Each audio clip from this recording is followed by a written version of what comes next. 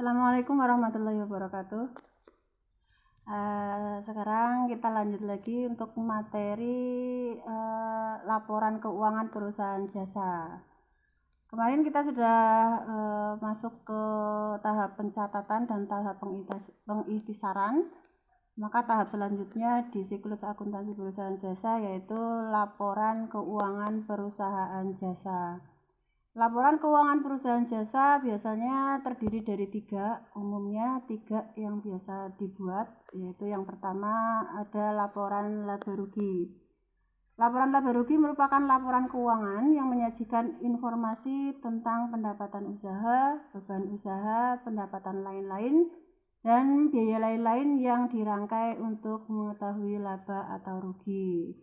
Kemudian komponen dari laba rugi yang pertama adalah pendapatan usaha, kemudian yang kedua beban usaha, yang ketiga pendapatan di luar usaha dan beban di luar usaha.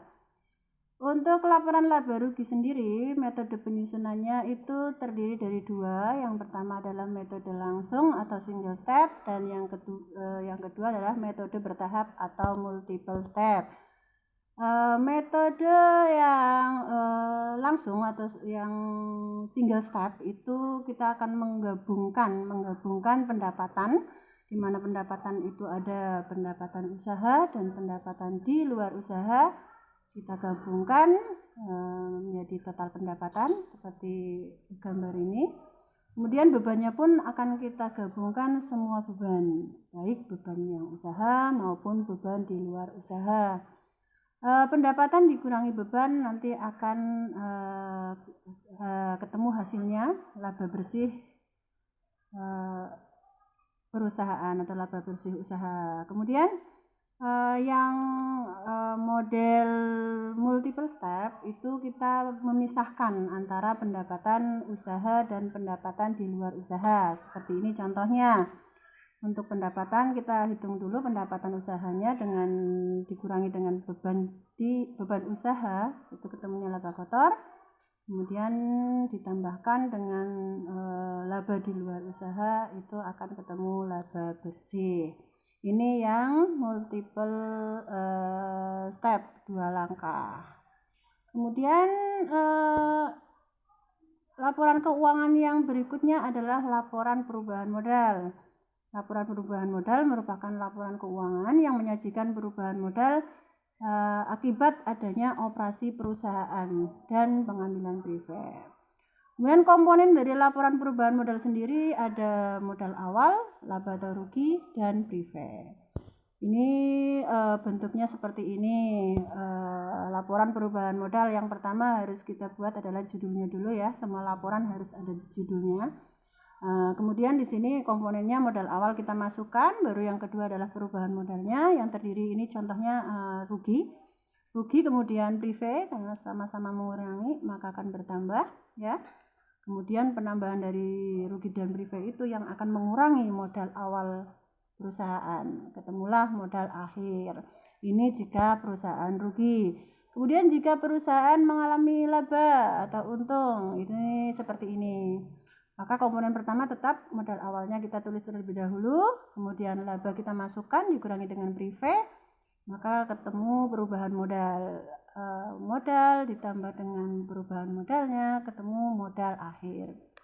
Ya, jadi di sini kita tinggal di itu saja. Kalau misal labanya lebih besar dari privat kan otomatis menambah ya, tapi andaikan labanya lebih kecil dari privat maka itu akan mengurangi, seperti itu. Kemudian setelah kita membuat laporan perubahan modal, laporan yang ketiga berikutnya adalah laporan neraca. Neraca merupakan laporan keuangan yang berisi tentang harta, utang, dan modal perusahaan pada suatu periode, di mana komponen dari neraca meliputi harta yang terdiri dari harta lancar dan harta tetap, kemudian kewajiban yang terdiri dari jangka pendek dan jangka panjang, serta modal. Kemudian metode penyusunannya untuk neraca itu ada dua metode juga, ada bentuk kontrol atau sebelah menyebelah atau yang sering kita lihat seperti huruf T. Kemudian yang kedua adalah bentuk stafel atau berurutan yang seperti bentuk laporan atas bawah. Ini contohnya, ini contoh untuk neraca yang bentuk T. Ini yang pertama, tetap judul harus ada, kemudian komponen yang di sebelah kiri kita itu kolom debit, itu terdiri dari harta lancar dan harta tetap. Itu di total nanti harta lancar dan harta tetap. Itu namanya total harta atau total pasiva. Total aktiva, sorry. Ya, yang sebelah kanannya kita itu kredit atau pasiva, itu terdiri dari utang dan modal.